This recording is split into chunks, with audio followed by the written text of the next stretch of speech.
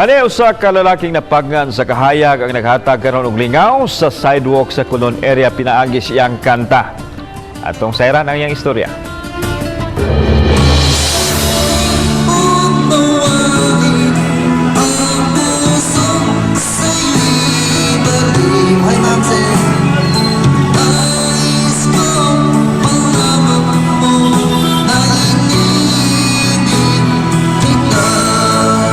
O si Eric Respicia. Ang sakit kay nga istoryahan sa ginikanan ba? Hingnan ko na may pakunog magbuhi sila hero or baboy kay pag-abot sa adlaw mabaliga kanila. Isa naging una na. Akong amahan.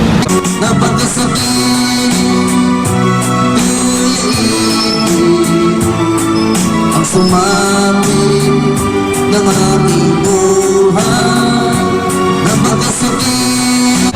Salig lang sa Ginoo dahil maningkamot ta para wala dili ta pasakitag istorya di ta daog-daogon.